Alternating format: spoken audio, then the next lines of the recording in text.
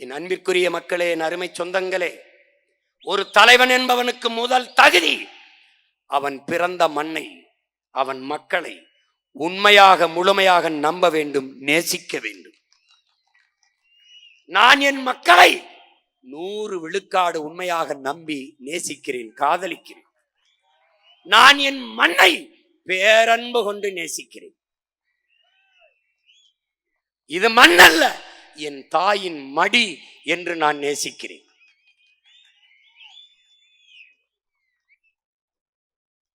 அதனால்தான் நாங்கள் தனித்து என்ற சொல்லை தவிர்க்கிறோம். தனித்து என்ற சொல்லை தவிர்க்கிறோம். 8 கோடி தமிழ் மக்களோடு இணைந்து லாவோட்ஸ சொல்கிறான், என் அன்பிற்குரிய தம்பி தங்கைகளே, மக்களிடம் செல், மக்களை படி, மக்களிடம் கற்றுக்கொள், மக்களிடம் இருந்து தொடங்கு. அவர்களிடம் என்ன இருக்கிறதோ அதை வைத்து தொடங்கு. அவர்களை தயார் செய், போராட தயார் செய். அவர்கள் வெற்றி அடைந்த பிறகு அவர்களை சொல்ல சொல், இந்த வெற்றியை நாங்களே அடைந்தோம் என்று. தலைவனே தேவையில்லாத ஒரு சமூகத்தை உருவாக்குவதுதான் ஆகச் சிறந்த சமூகம். தலைவனே இல்லாத போராட்டம் வெல்லுமா? வென்றிருக்கிறது சான்று சல்லிக்கட்டு போராட்டம், வென்றிருக்கிறது சான்று அரிட்டாப்பட்டி போராட்டம்,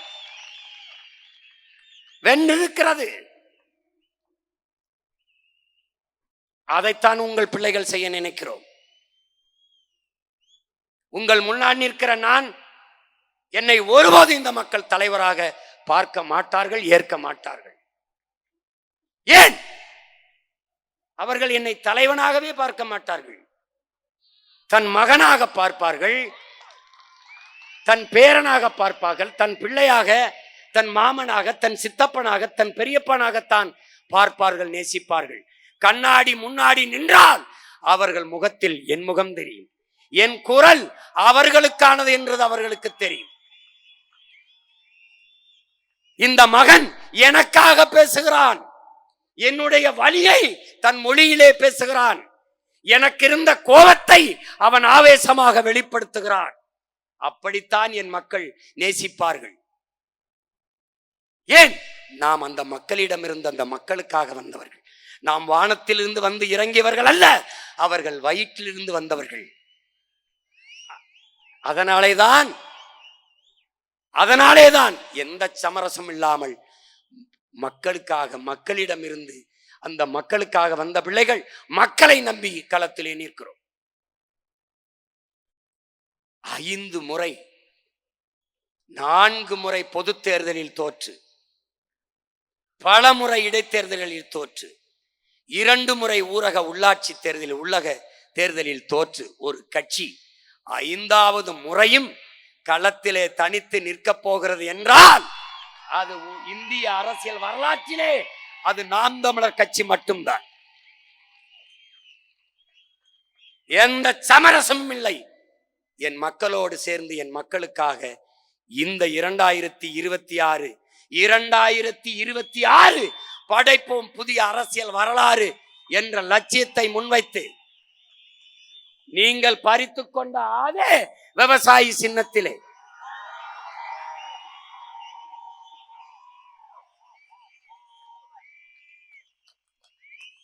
ஐயா ரஜினிகாந்த் அவர்கள் சொன்னது போல, வந்துட்டேன்னு சொல்லு,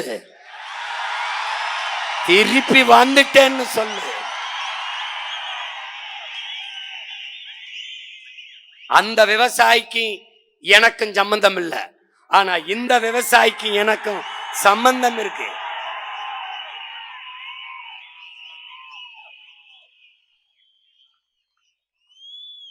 என் என்ன மட்டும் சின்னம் இல்ல, சின்னமே நான் தான்.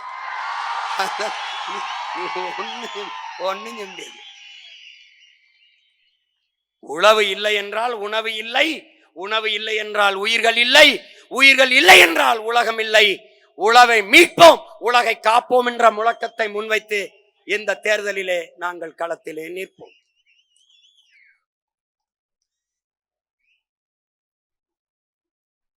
அறிவார்ந்த தமிழ் சமூக மக்கள் ஆகச் சிறந்த சமூகம் படைக்க காத்திருக்கிறோம். என் அன்பு பிள்ளைகளே, ஒரு தேசத்தில் மருத்துவ படிப்பிற்கு மதிப்பு இருக்கிறது என்றால் அந்த நாடு நோயாளிகளை அதிகம் பெற்றிருக்கிறது என்று அர்த்தம். ஒரு நாட்டில் காவல்துறைக்கு அதிக மதிப்பு இருக்கிறது, அஞ்சுகிறார்கள் மக்கள் என்றால் அந்த சமூகம் குற்றச் சமூகமாக மாறிக்கொண்டிருக்கிறது என்று அர்த்தம். நீதிபதிகள் கடவுளாக போற்றப்படுகிறார்கள் என்றால் அந்த நாட்டிலே குற்றம் அதிகரித்துக் கொண்டிருக்கிறது என்று அர்த்தம். ஒரு நாட்டிலே ஆசிரிய பெருமக்களுக்கு என்றைக்கு மதிப்பு இருக்கிறதோ அன்றைக்கு அந்த சமூகம் அறிவார்ந்த சமூகமாக மாறிக்கொண்டிருக்கிறது, வளர்ந்து கொண்டிருக்கிறது என்று அர்த்தம். நீ IAS ஆக, IPS ஆக, டாக்டராக, இன்ஜினியராக, எவனானாலும் உன்னை பிரசவிப்பவன் ஆசிரிய பெருமகன் என்பதை நினைவில் வைத்துக்கொள். உங்கள் பிள்ளைகளின் ஆட்சியிலே ஆசிரிய பெருந்தகைகள் தான் பெருமதிப்பு அளிக்கப்படும். நோயற்ற சமூகம் உருவாக்குவோம். குற்றவாளிகளே உருவாகாத சமூகத்தை படைப்போம். அது என் கனவல்ல, என் தலைவனின் கனவு, எமது முன்னவர்களின் கனவு. அப்படிப்பட்ட ஒரு சமூகத்தை படைக்க களத்திலே நிற்கிற பிள்ளைகள் உங்கள் பிள்ளைகள். இந்திய அரசியலை, இந்திய நாட்டை யார் ஆள்வது என்பதில் என்னை தேடிய மக்கள் தமிழ்நாட்டை யார் ஆள்வது என்பதில் என்னை தவிர்த்து விட்டு என் மக்கள் செல்ல மாட்டார்கள். இம்முறையும் 234 போட்டி, 117 இடம் பெண்களுக்கு, 117 இடம் ஆண்களுக்கு, அதிலே 134 இடங்கள் வெறும் இளைஞர்களுக்கு என்பதை என்னரும் தமிழ் தம்பி தங்கைகள் புரிந்து கொள்ள வேண்டும். மாணவர், இளைஞர், மகளிர், தகவல் தொழில்நுட்ப படை இதை பெருக்காது நாம் தமிழர் கட்சி சிறக்காது. மாணவர், இளைஞர், மகளிர் படை நில்லாது நம் கட்சி வெல்லாது. இதை கவனத்தில் கொண்டு என்னரும் தம்பி தங்கைகள் களப்பணியாற்ற வேண்டும். மற்றவர்களுக்கு அரசியல் கட்சி தேர்தல், இது நமக்கு போர், தன்மான போர், இனமான போர், உரிமை மீட்பு போர், நிலம் காக்கும் போர், நிலத்தின் வளம் காக்கும் போர். இவர்களிடம் இருந்து நம் மண்ணை, மக்களை மீட்க காக்க நாம் தொடுக்கிற புரட்சிகர அரசியல் போர்.